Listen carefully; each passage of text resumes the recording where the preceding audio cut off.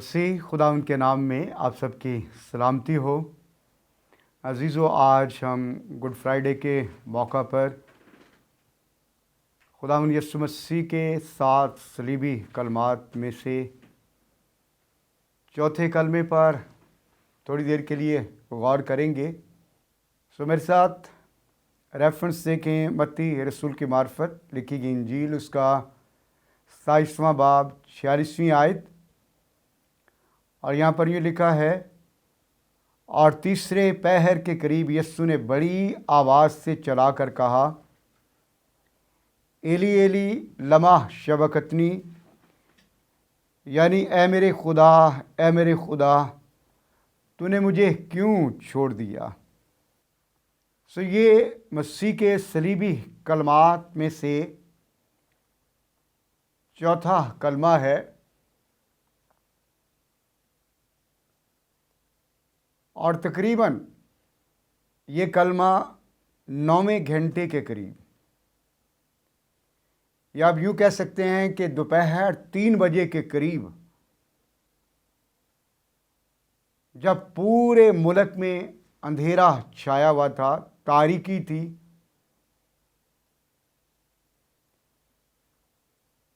और हम इस बात को भी जानते हैं कि इससे पहले खुदावंद यीशु मसीह को रात गसमनी बाग से अरेस्ट किया गया और उसे अदालतों के सामने पेश किया गया। कोड़े मारे गए, बैंत लगाए गए, उसकी दाढ़ी नोची गई, मुंह पर थूका गया और एक पूरी पलटन ने उसके मुंह पर थप्पड़ मारे। तो इस सारे टाइम पीरियड में कहीं पर भी खुदावंद ने ये बात नहीं कही कि ए बाप, तूने मुझे क्यों छोड़ दिया।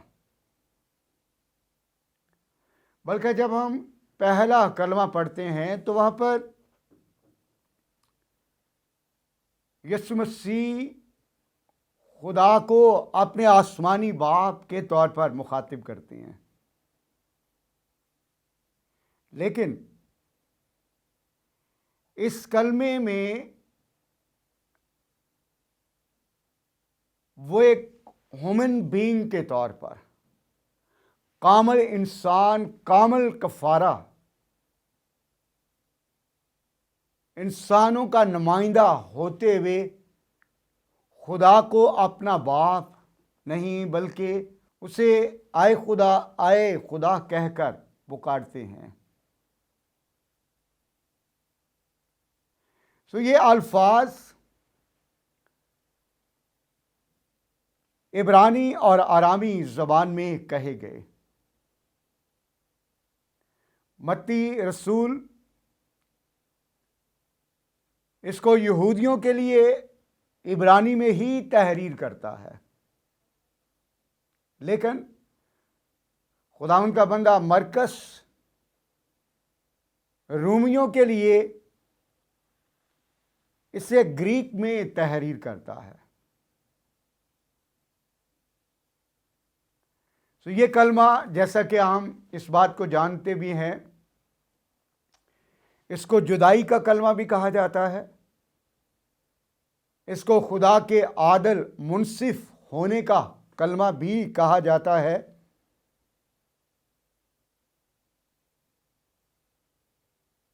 और अगरचे खुदा शफकत, मोहब्बत, रहम से भरा हुआ है, वो रहीम है, वो करीम है, वो गफूर है, वो शफीक है, लेकिन इन सारी बातों के बावजूद वो आदल मुनसिफ भी है।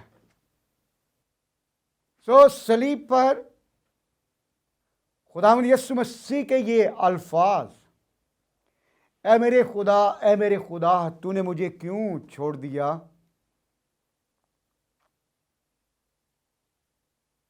खुदा के आदल मुनसिफ होने को पेश करते हैं।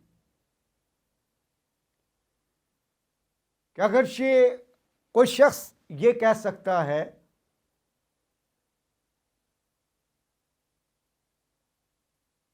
कि यस्सु की मसलूबियत के बगैर भी इंसान की नजात हो सकती थी, लेकिन फिर उसके इंसाफ का तकाजा पूरा नहीं होता, उसके आदल मुनसिफ होने का जो असूल या तकाजा है वो पूरा नहीं होता। जो जान गुनाह करेगी सो मरेगी, गुनाह की मजदूरी मौत है। हमारी मुआफ़ी के लिए, हम पर रहम, हम पर तरस खाने के लिए, हमारे ऊपर फजल करने के लिए उसने अपने बेटे पर हमारे गुनाहों की निजात के लिए उसने अपने अदल के तकाजे को पूरा किया। और यही डॉक्ट्रिन ऑफ अटोनमेंट है कि बगैर खून बहाए मुआफ़ी नहीं है। बर्रों और बकरों का खून आर्जी था, टेम्परेरी था, लेकिन यीशु मसीह का खून जो पाक है, जो बेऐब है, जो बेगुनाह है, लाखता है, जिसमें कोई तकसीर नहीं, ना उसने कभी कोई खुद गुनाह किया और ना उसमें आदम का गुनाह, इसलिए उसका खून हमेशा जिंदा रहता है, जिंदा भी रहता है, बल्कि उसका खून हमें तमाम गुनाहों से पाक भी करता है, खलासी भी देता है, निजात भी देता है, बाप के साथ हमारा मिलाप भी कराता है। बनी इस्राइल शरीयत में बरों और बकरों का खून बहाते अपने कफारा के लिए, लेकिन वो आर्जी था, वो टेम्परेरी था। लेकिन खुदावंद यीशु मसीह की जो कुर्बानी है वो अज़ली है, वो अब्दी है, वो हमेशा के लिए है, क्योंकि कलाम इस बात को बयान करता है कि वो अज़ल से ज़िबा किया हुआ बर्रा है। तो इसलिए जैसे मैंने कहा, खुदा राह मोहब्बत, शफकत, प्यार से भरा हुआ है, लेकिन उसके इंसाफ का ये तकाजा है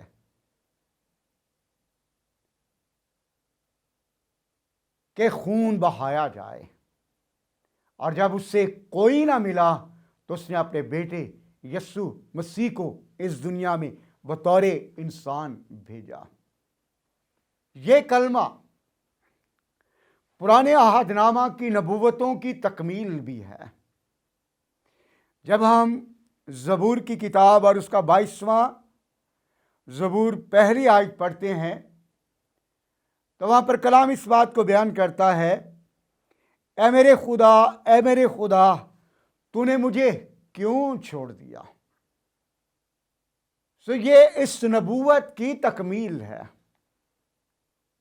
खुदा उनका बंदा दाऊद रूह की हदायत से कहता है, यीशु मसीह ने 1000 साल बाद इस कलाम को, इस दरख्वास्त को, इस जो दाऊद के वसीला से की गई, उसने इसको दोहराया। और फिर कहा यह जाता है कि यहूदी लोग अपनी मुश्किल में, मुसीबत में अक्सर ज़बूरों की तलावत करते थे। और जब खुदावंद यीशु मसीह ने यह कहा, ऐ मेरे खुदा, ऐ मेरे खुदा, तूने मुझे क्यों छोड़ दिया, तो ये पुराने आदनामा में एबार की किताब और उसका 16वां बाब 8 से 10 आयत में यहां पर खुदा ने मूसा को इस बात का हुक्म दिया कि हारून से कह खता की कुर्बानी के लिए 2 बकरे ले, एक खुदामन के लिए और एक अज़ाज़ील के लिए। सो बाइबल मुकद्दस के मुताबिक एबार की किताब 16वां बाब 8 से 10वीं आयत के मुताबिक जो चिट्ठी खुदामन के नाम के लिए निकलती, उस बर्रे को खता की कुर्बानी के लिए ज़िबाह किया जाता, और जो चिट्ठी अज़ाज़ील के नाम के लिए निकलती, अज से मुराद बकरा और अज़ाज़ील से मुराद छोड़ा गया, और ये यरूशलेम के नज़दीक तकरीबन 3 किलोमीटर के फासले पर एक चट्टान थी। और जो चिट्ठी उस अज़ाज़ील के नाम पे निकलती, उस बकरे पर हारून अपने हाथ रखता और वो बनी इस्राएल के गुनाहों को उठाए हुए वो बकरा अज़ाज़ील जो है बियाबान में चला जाता, और इसको कहा जाता खुदावंद के लिए छोड़ा गया। सो वो कौम के गुनाहों को उठाए हुए बियाबान में चला जाता। सो खुदावंद यीशु मसीह इसी तौर से हमारे गुनाहों को उठाए हुए तन्हाई में, जुदाई में, मुसीबत में, रूहानी डेजर्ट में चले गए। यहां पर वो हमारी खातिर छोड़ दिए गए। और अक्सर जब उसने ये कहा कि ऐ मेरे खुदा तूने मुझे क्यों छोड़ दिया, तो यहूदियों ने यह समझा कि वो एलिया को पुकारता है, क्योंकि यहूदी रवायत थी कि एलिया मुसीबत के वक्त खुदा के लोगों की मदद के लिए आता है, और इसलिए यहूदियों ने यह समझा कि वो एलिया को पुकार रहा है, एली एली। लेकिन इसके बरक्स जो वहां पर रूमी थे, जब उन्होंने ये अल्फाज सुने तो उन्होंने ये समझा कि वो हेलियस देवता को, जो सूरज का देवता, रूमियों का एक देवता, उसको पुकार रहा है। याद रखें, ना तो वो एलिया को पुकार रहा था और ना ही वो हेलियस को, बल्कि वो अपने आसमानी बाप को पुकार रहा था। क्योंकि जब आपके और मेरे गुनाह उसके ऊपर आ गए, गुनाहों का प्याला जब उसने अपने ऊपर ले लिया और गुनाहों के बाइस जजमेंट, गजब खुदा का उसके ऊपर आ गया, तो खुदा ने उस गजब के लम्हात में अपनी निगाहें अपने बेटे से हटा ली। वो जो अज़ल से बाप की गोद में जमीन पर रहते हुए भी उसने कहा कि मैं और बाप एक हैं, जो कुछ मैं बाप को करते हुए देखता हूं मैं वही करता हूं। जिंदगी के तमाम लम्हात में,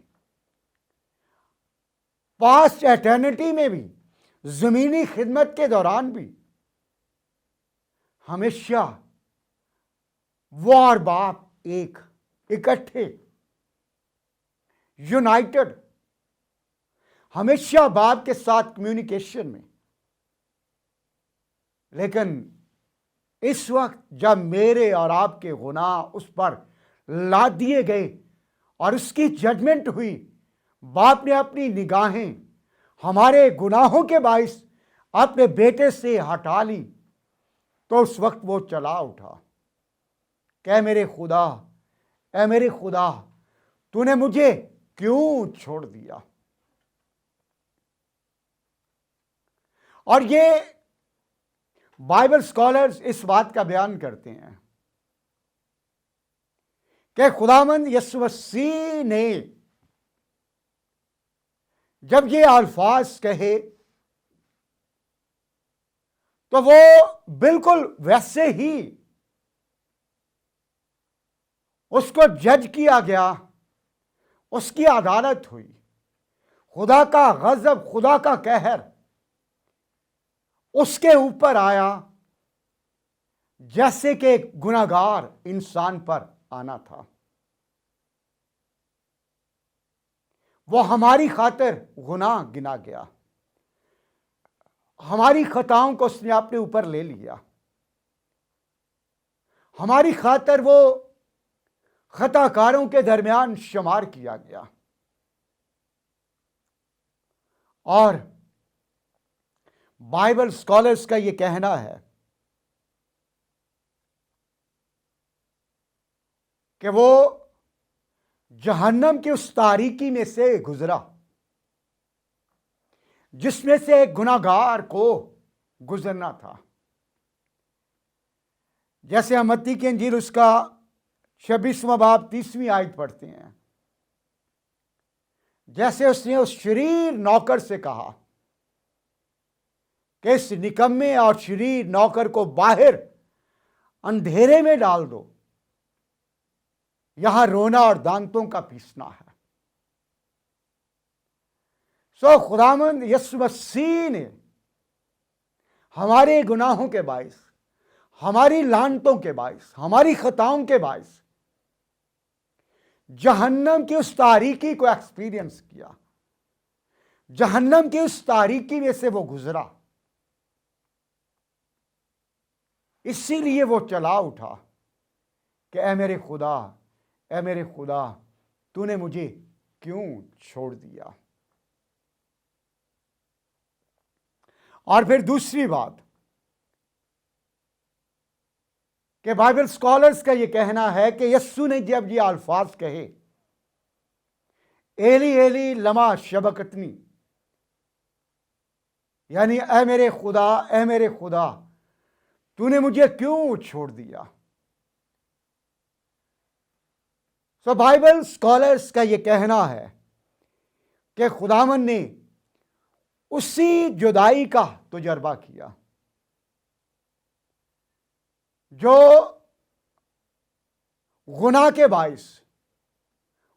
बाइस आने वाली लानत के बाइस एक गुनाहगार ने उस जुदाई को देखना था। खुदा से आइसोलेशन, खुदा से अलहदगी। सो हमारे गुनाहों के बाइस वो इन लम्हात में बाप से जुदा किया गया, बाप से अलहदा किया गया, ताकि जहन्नम की सजा को वो हमारे अपने ऊपर ले सके। उस जुदाई को अपने ऊपर ले सके, उस अलहदगी को, उस आइसोलेशन को जो एक गुनाहगार की जिंदगी में आनी थी, यीशु ने अपने ऊपर ले लिया। और फिर तीसरी बात कि जहन्नम की उस अजियत को, आग की उस अजियत को जो गुनहगार पर